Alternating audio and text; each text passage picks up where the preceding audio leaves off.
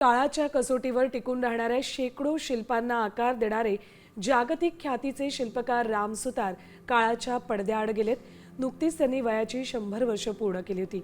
राम सुतार यांनी शिल्पकलेच्या प्रांतातील चालता बोलता इतिहास अशी जगभरात ख्याती निर्माण केली होती. आपण याबाबत अधिक माहिती घेणार आहोत साम टीव्हीचे संपादक निलेश खरे यांच्याकडून. निलेश सर, आज अत्यंत दुःखद अशी बातमी म्हणावी लागेल, शिल्पकार राम सुतार आपल्यातनं निघून गेलेत.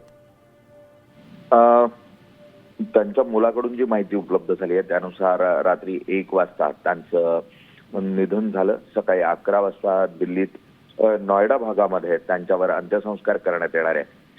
धुळे जिल्ह्यातल्या गोदूर इथला हा एक छोटासा मुलगा शिल्पकलेकडे आकर्षित झाला.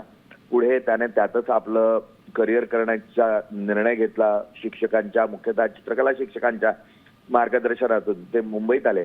मुंबईमध्ये जे स्कूल ऑफ आर्ट मध्ये त्यांनी शिल्पकलेचं शिक्षण घेतलं आणि तिथून ते केंद्र सरकारमध्ये सरकारी नोकरीमध्ये रुजू झाले.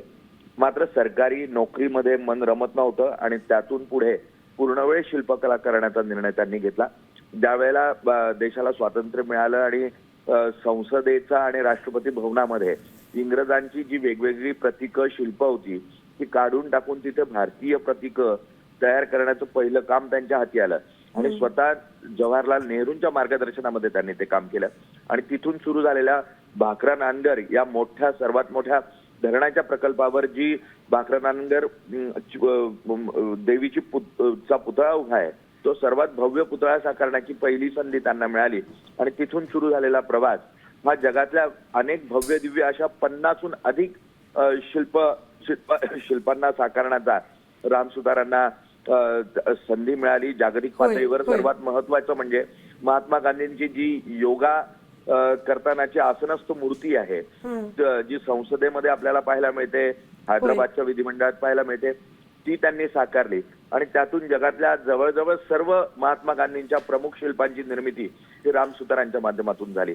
आणि राम सुतारांनी अगदी अहमदाबादमध्ये असलेला स्टॅच्यू ऑफ युनिटीचा पुतळा असो किंवा असे अनेक भव्य दिव्य प्रकल्प साकारले. गेल्याच वर्षी महाराष्ट्र सरकारनं त्यांना महाराष्ट्र भूषणही दिला होता. 100 वर्ष वयाची त्यांनी पूर्ण केली आणि अखेरीस शिल्पकलेतला हे महान असं व्यक्तिमत्व जे आहे ते लोप पावलेलं आहे काळाच्या ओघामध्ये.